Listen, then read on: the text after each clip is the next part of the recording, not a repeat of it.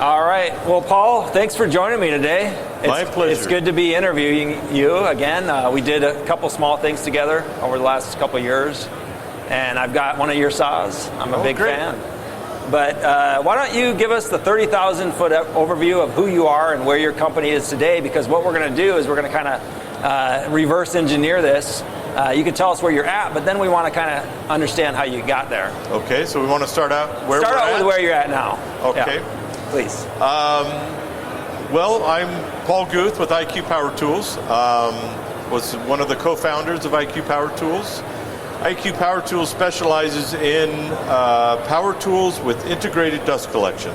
That's kind of the very elevator speech of what we do. We integrate dust collection into our power tools so that you turn the switch on, it's all working, capturing the dust. And what's interesting in the tile world is we dry cut everything. So we have a dry cut tile saw with integrated dust collection. And we've been in the tile industry now since our first show was in 2016. And that's when we introduced the technology and started getting the reaction to the technology and understanding how do people, you know, if it's something that was useful to kind of really take the temperature and see if it was a product we wanted to proceed with.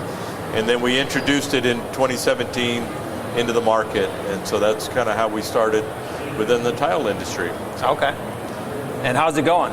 It's going excellent. Excellent. We've introduced a new tile saw. We have the original version from 2017. That's we're about 5 years in. There's been a lot of education into the industry to understand that you can cut tile dry without water. You know, bad things don't happen. That was all kind of part of the education process. And we had those early adopters came on and really liked what you could do, because dry cutting eliminates water. That means now you have options where you can put your tile saw. Yeah. Right close to where you're working. If you're in freezing environment, now you're not outside or running bucket, water heaters and things. So that was a real positive. And then last year we introduced our new little bench top, it weighs 36 pounds. Set it right on the island or backsplash area where you're working, right close to where you're working, and that is proving to be kind of another. People got to get used to that idea and learn how to use that tool. Yeah. One of your colleagues mentioned something. Anytime you get a new power tool, there's a bit of a learning curve. Right. Just like using a snap cutter. And that's exactly what is that right pressure for that, exact tile. And that's very similar to our tools. You got to use them, learn the techniques, and once you do, you see how you make money with them. Yeah. And that's what it's all about. Well, that is what it's all about. And it's interesting because you said, we kind of gauged the interest, or the reaction rather. The reaction of tile setters was, how can you cut a dry tile on a saw? What do you mean? And even today, you've been at it for 5 years, it sounds like, but even today, you probably run across people who, it just blows their mind, right? Yeah. And out of your mind, this innovation came, something that had never been done before. So it's a super cool story. I'm really excited to dig into it and kind of see.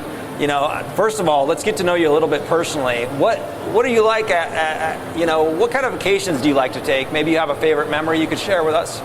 Favorite vacations? I love traveling. I love, Europe is a great place. Yep. Now I travel all over the world, Asia, and really, I guess me as a person, I love learning new things. Yeah.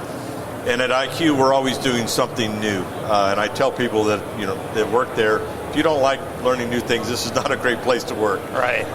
But that's me personally. I just love learning new things. I love going to new places, see the technology that they use, and even the, transportation systems that, we in America think we got it all figured out. And we do. It's a, great country, and there's a lot of great things here, but other parts of the world have some pretty neat things. They're, how they're using technology, how they're using transportation, how they invest in, infrastructure, those types of things is very interesting. But, so those are exciting things to me. Traveling is probably one of my favorite things, which is I'm fortunate to be in a business that requires travel, and I love to travel. There you go. Cool. So that's I love that a little answer. piece of me. So no, I love that answer. I really appreciate, you sharing that. And it's interesting because you're right. Like you should pick up different techniques from either other contractors, other trades even. You know, one of the things when I first started listening to podcasts, there wasn't a tile podcast, but I really wanted a tile business podcast. But I just started listening to other industries. You know, I didn't care if it was real estate or, you know, anything entrepreneurial. And it was amazing the things I learned from different perspectives. So if we close ourselves off, if we're just so zoned in, I mean, you're just going to keep doing the same things you did every year. But if you travel and look at the way people are living or doing things or innovating, was that part of how you got your idea to come up with IQ, the dustless power saw? Not really. You know, that really goes back from my work experience. Perfect. You know, and I don't know if you want to go. Yeah, I'd love to next. jump into your contractor life. You know, back before you were IQ. Yeah. So really, it came from my family. My father was a mason contractor. My great grandfather was a farmer / contractor / entrepreneur. You know, back in the day, you basically, however you needed to, you made to make a living. Well, I love farmers because they're always innovating on the fly. Yeah. You know, I mean, I come from a farming family too. It's like if they don't have it, they make it. You know, They got machine shop. You know, whatever they have. It's like they're building this outbuilding or creating this tool, which is, you know, contracting falls right into that because, you know, a contractor is, you know, first and foremost a problem solver. So I got a job to do. It's a set of blueprints. You know, those are all the problems. Right. Now I go to the job site. It's its own problems with the logistics or the weather or whatever. You know, the power supply or lack of power or whatever. And so you start solving problems. Yeah. So like I said, my father was a mason contractor, and we grew up. You know, summer times you went to work. You know, when you 10 years old, you got in the truck with Dad and you went to work all summer long. Right. And you start learning basically how to work. Yeah. And then, you know, as I got older, you know, when I was 20 years old, I got my contractor's license. Yeah. And you're given a set of plans, and when I was 18, here's a set of plans. It's a storage facility, you know, and here, son, you go build that. Yeah. And I'm like, okay, this is how you do it. And that's just the way life was then. Yeah. And so that's how my life started, and, you know, that's how you start your life to gain experience. So. Okay. And did you have your own contractor business, your own masonry business? Yeah, so I had my own general contracting business. I have my own general contracting license in California. I did a lot of masonry structures. That was kind of my background. I'm a mason by trade. So, you know, using trowels is, you know, first nature to me. Yeah. And then went into general contracting, started doing remodels.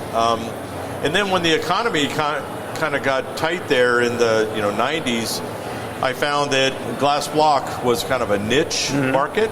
And as a mason, that kind of can be masonry or it can be tile. You know, it kind of falls in. But it takes a definite skill set to do a really good quality glass block installation, and that was very popular. You know, after Miami Vice, and you know, that look was everybody very had to have it. Yeah, and I lived in California. It was a pretty popular. So I had a kind of devoted business to just doing glass block. Well, that put me in a lot of bathrooms and renovation areas and showers and people that I started working for said, why don't you just start doing the tile and doing the other stuff? And then that was kind of how that started. And interesting story, another individual in the industry, I don't know if you know Armin of Tabby Tools. Sure, yeah. So Armin lived in Connecticut. Yeah. He, you know, to people that don't know, he patented a lot of little spacers and a lot of little tile tool related things. He patented them. Well, Armin, I was working on the same job in California with Armin. Armin would come out to the West Coast and work, you know, stay with relatives, you know, while it was cold in the East. Yeah. And Armin had to go back to Connecticut. Some patent issues had arisen, and he had to go back to California, or Connecticut, excuse me. And he was in the middle of this job. It just started this job, and the contractor said, okay, Armin's leaving. You know, Paul, I've seen what you can do. Why don't you just step in here and finish the job for me? And I'm like, you know, this was all marble and travertine and granite. polished edges, really, high-end stuff. And I said, well, I don't really know how to do this stuff. I don't do it. And he said, you'll figure this out. And Armin's nephew is here. He's going to stay. He lives in California. So I picked up my helper, which was his name is Rex. He's Armin's nephew. Ready to work. And they just prepped all the pans and did all the mud work, and so we started laying the marble, and and that was kind of the beginning of how I really got into tile, on a day-to-day basis. So I was doing tile and glass block, and so that's I did that for several years, along with other masonry jobs, and then when the economy got better, we kind of expanded out. So that was the beginning. As I go down my career, in the late 90s, my brothers, I have 3 other brothers, and they all had their own masonry construction businesses. And they were all doing their own thing. Well, in the end of the 90s, my brother came to me, my brother Joel, and said, hey, I'm looking for somebody to kind of help me manage my business and do the logistics and organize, because he had about 150 guys working for him, so he had a major concern going. And so I ended up stopping my personal business and went to work with him. And that was large masonry construction projects, municipal, schools, military projects. So it was, you got high quality standard of safety, quality, and the logistics were just a nightmare. So really kind of took me to the next level from a commercial construction in managing that type of business. And really what came out of that is, we were trying to manage our respiratory protection program, which is wearing face masks. We were trying to do everything we could with OSHA. And with 150 people, the spotlight's on you. And that was real challenging, because a respiratory protection program, if a guy's going to wear a respirator, he's got to be fit tested, individual. You got to send him and get a nurse to do a pulmonary test, which is measure how he breathes, how his lungs are functioning, to allow him to put on a respirator, which adds stress to the lungs. So he's got to pass those types of tests. He also cannot be a smoker, and he also cannot have facial hair. Can't have a beard. So me and you couldn't qualify to wear a respirator. I remember that. And so that makes us go, man, half my workforce I can't put respirators on. We need to focus on capturing the dust. And that's really what focused us. And that was really the birth of the idea. That was the problem. And then in the meantime, my brother Joel had invented a masonry saw, a very small, portable 14-inch masonry saw, which he took to another manufacturer and licensed to them. And it was a dry cut masonry saw. So if anybody's been out there in just dry cutting masonry, it looks like you've set the place on fire. I mean, it's a huge smoke of dust. It's a huge silica issue. Dust. So when that manufacturer, that was started in 95, and in 2000 they finally brought it to market, and we bought the first 10 of these machines, put them on our job sites, and of course we're out there just ripping off cuts, and dust is going everywhere. And so then that became the dust in the air was a huge issue. So that was the problem that we had to solve next.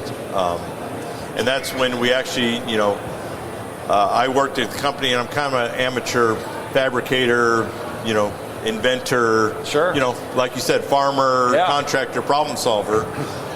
So I went out in the shop and back and got the welder and, made the first dust extractor with the masonry saw. We bought some heavy-duty semi-truck filters and put those in there.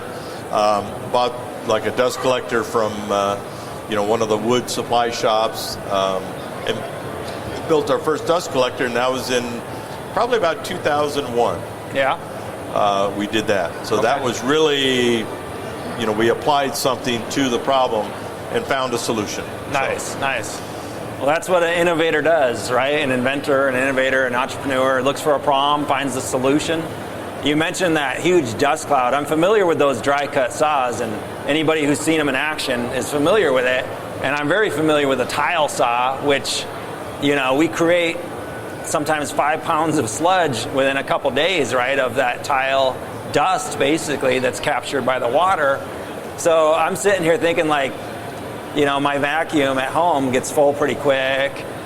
These machines, I mean, you must have had some insurmountable challenges inventing this thing. What were some of the first hurdles that you had to overcome, that you remember thinking, like, how am I ever going to get over this? Yeah, it was really the amount of dust. You don't realize, you know, that huge dust cloud is volume. I mean, it's a lot of dust. Yeah. And the other one is, you know, the speed of the blade cutting through. The dust coming off of a blade is traveling at about 180 miles an hour. Wow. So you got to have, you know, I kind of liken it like a catcher's mitt, ready, that is capable to capture that dust, because you can't just put a wall there and some, add, a wind speed of 5 miles an hour that is going to catch 180 miles an hour. Okay. So you got to develop a dust collection system that is comparable to the dust speed of the, you know, coming off of the blade. Okay. So that's part of one of the fundamental things we had to learn. Controlling the dust, don't create bounces and things like that.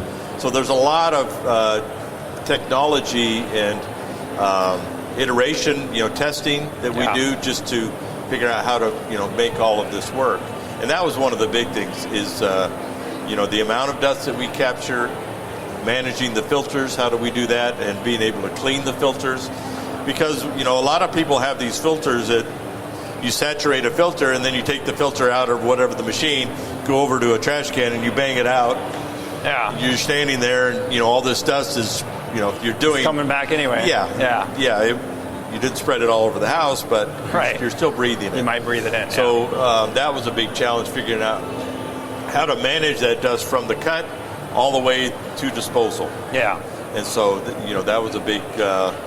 But I can tell you, because we work with tools, we're tool guys, we understand, you know, what a job site looks like, what the challenges are on a job site. You know, we try to manage and solve those problems within that context. And I think that's we have a unique perspective in that regard, because we come from the field and, you know, we're masons and tile and contractors ourselves. So. Yeah.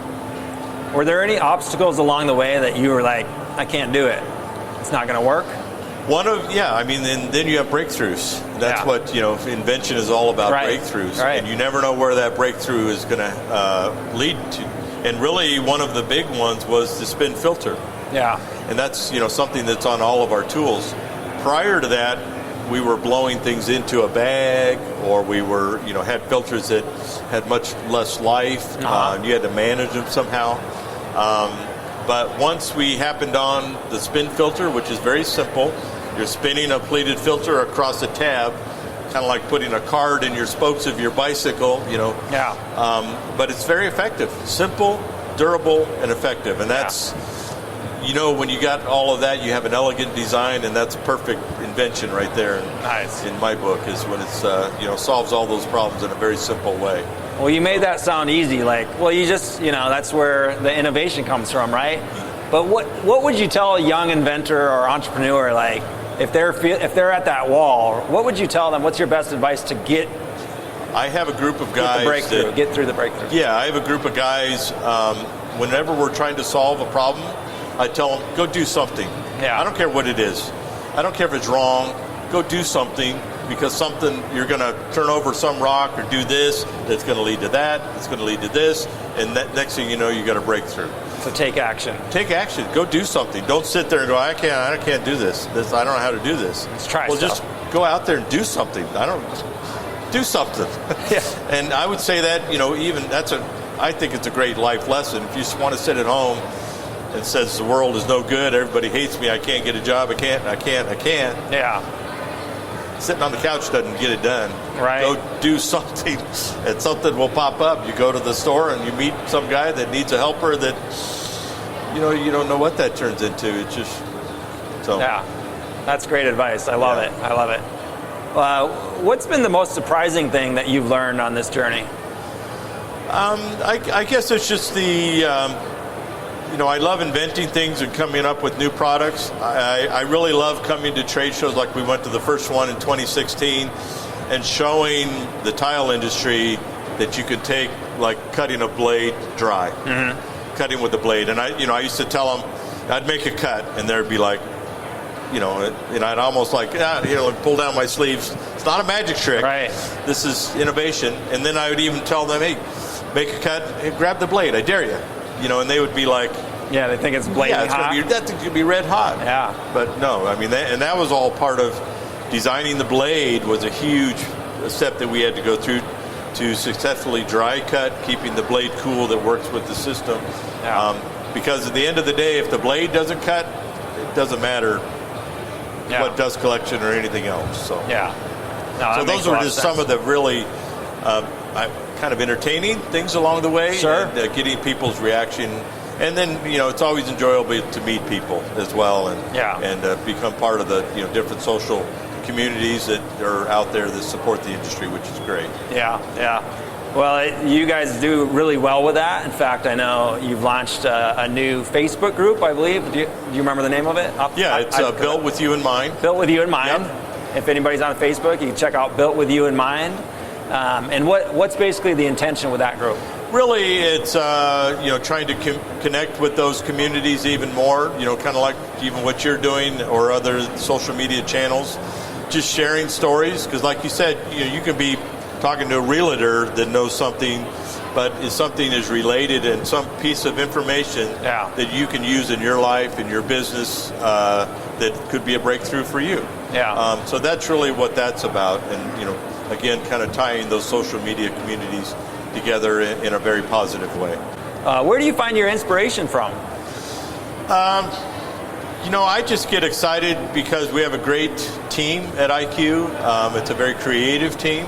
I always find if I like doing new things, I like being able to be creative. Mm-hmm. That gets me out of bed in the morning. Yep. Going to work and knowing that we're going to work on a new project or we have some specific problem to solve, and collaborating with the guys and, how are we going to do this? And that's really enjoyable to me, and just working with the team. It's a lot of fun. That's awesome. I love it. So you guys bounce a lot of ideas off Constantly, each other. And that's one of my favorite things. And I try not to be, drive that too much. I just, here's the problem, guys. And I don't, I want to be a leader that kind of encourage, even the guy, maybe the new guy that just kind of joined the team, and he's just, maybe in, I don't want to say the lowest position, but, he's just new. Yeah. Give him a voice, because you never know where the next good idea is coming from. Yeah. But make an environment where people can be wrong.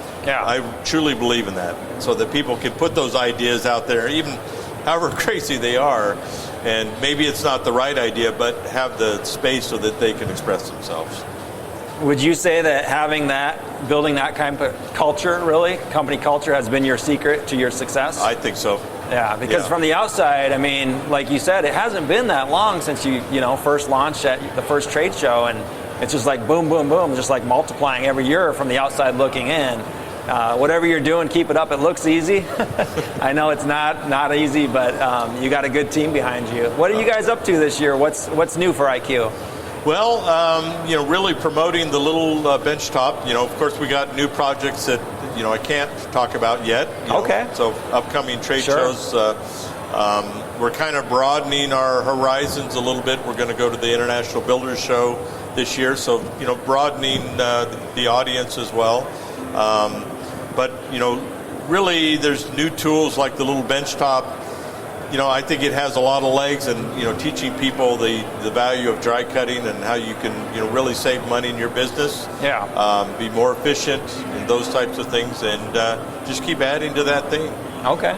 Nice. Yeah. Well, it's fun to watch you grow, and I'm looking forward to seeing what's revealed this year, and kind of what's up your sleeve. I love it. All right. Well, we appreciate what you're doing, and getting guys to focus on their business, because it is. I mean, at the end of the day, we all have to earn money, and we have to turn our passion into money. And, you pointing out different things and some very practical things that they can do. That's a great service to them, and another valuable voice in the industry here. So great job. Well, I appreciate your support. All right. All right. Thank you, Luke. You're welcome. All right, Paul. All right.